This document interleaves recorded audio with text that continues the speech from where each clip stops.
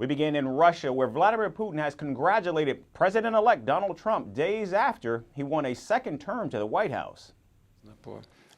I would like to take this opportunity to congratulate him on his election as President of the United States. I have already said that we will work with any head of state that the American people have given them the mandate. This will indeed be the case in practice. The Russian leader hailed Donald Trump's courage during the first assassination attempt against him in a Pennsylvania rally in July. First of all, I can tell you, his behavior at the moment of the attempt on his life impressed me. He turned out to be a courageous man. And it's not just about raising his hand and calling for the fight for their common ideals. It's not just about that, although, of course, it was done in the heat of the moment. A person shows himself in extraordinary circumstances. This is where a person shows himself. And he showed himself, in my opinion, in a very correct way, courageously, like a man. Now Putin has expressed his desire for dialogue with the president-elect to help end the war in Ukraine and bring peace to the region. But what was said concerning the desire to restore relations with Russia, to help end the Ukrainian crisis, in my opinion, seems to me to be at least worthy of attention. Throughout his re-election campaign, Donald Trump claimed that he will end the crisis in Ukraine within 24 hours of retaking the White House.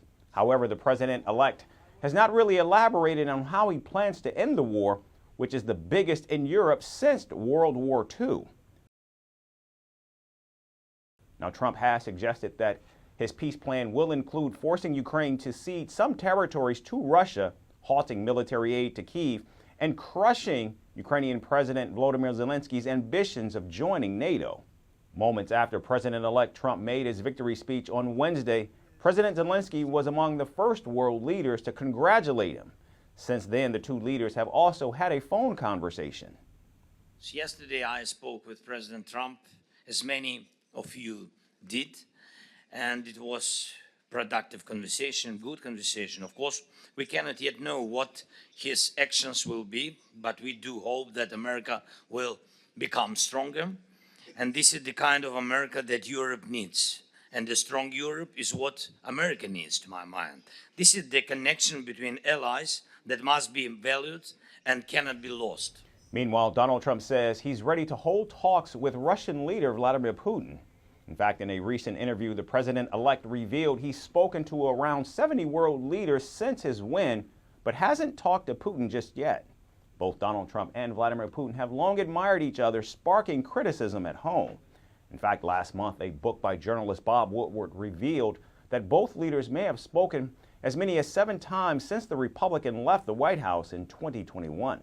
During his first term, Donald Trump also reportedly sent COVID-19 test kits to Putin when they were still scarce and the pandemic was at its peak. This raises questions on whether the president-elect's personal bond with Vladimir Putin will adversely impact Ukraine in the months ahead. Hello and welcome to this special edition of Vantage, live from the White House. America is Trump country again. He will be the 47th President of the United States of America. We're live from the White House, soon to be the new residence of Donald Trump. It was also here that Donald Trump brokered the Abraham Accords. So the voters have a legitimate question in their minds. If those presidents could do it, why not Joe Biden? The Arab voters want to punish the Democrats for supporting Israel. Joe Biden's shadow looms large over this election, and Kamala Harris may end up paying the price for it. This Trump hat, it says, President Trump save America. But this hat is made in China.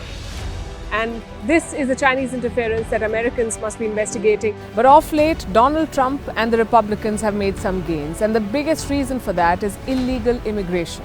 This is more than just a march, they say. This is a demand for accountability. The excitement, the tension is palpable. You can see the security presence. You can see the number of police cars, government buildings like these again fenced up. We're at Harvard University, the alma mater of Kamala Harris. As the night progressed, numbers came in thick and fast, and Donald Trump was soon declared the winner. It's being called a historic comeback. Another American presidency will begin. In Donald Trump's case, his second one.